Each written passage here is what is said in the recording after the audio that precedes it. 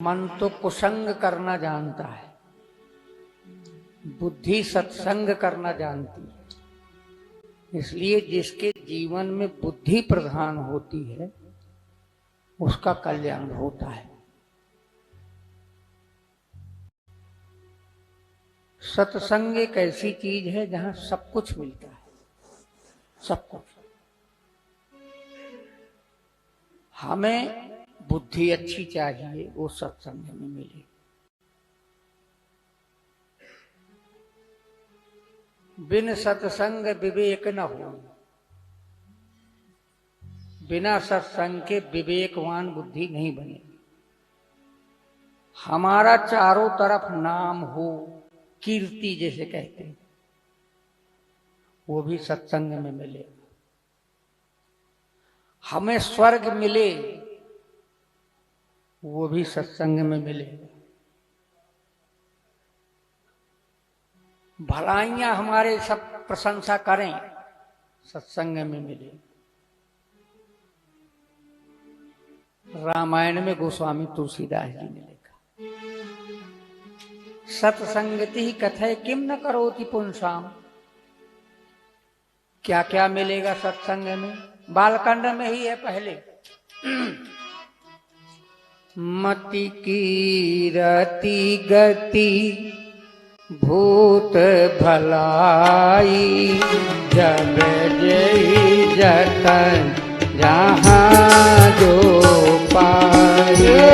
मति की रति गति भूत भलाई, जब जय जतन जहाँ जो पाए।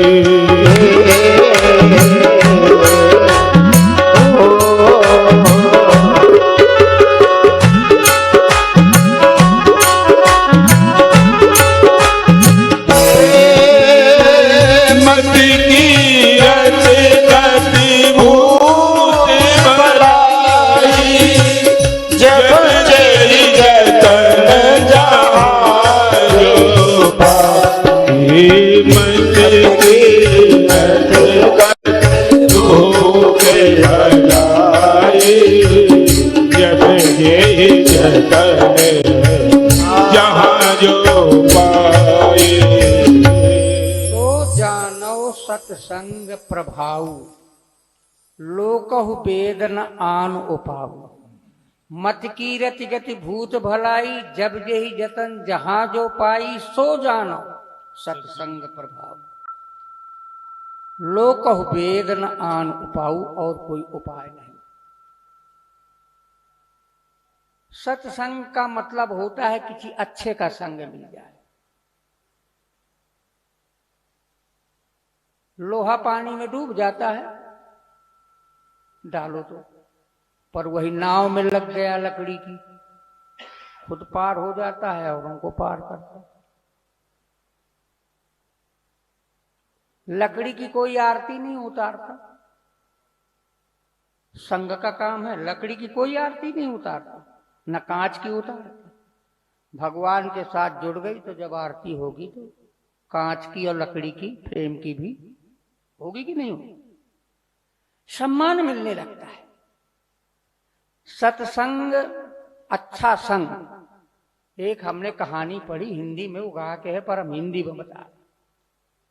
एक माँ के घर में कोई भिक्षा मांगने वाले साधु गए। उसने गुस्से में आकर जो पोछा लगाया जाता है वो पोछा पटक के दे दिया।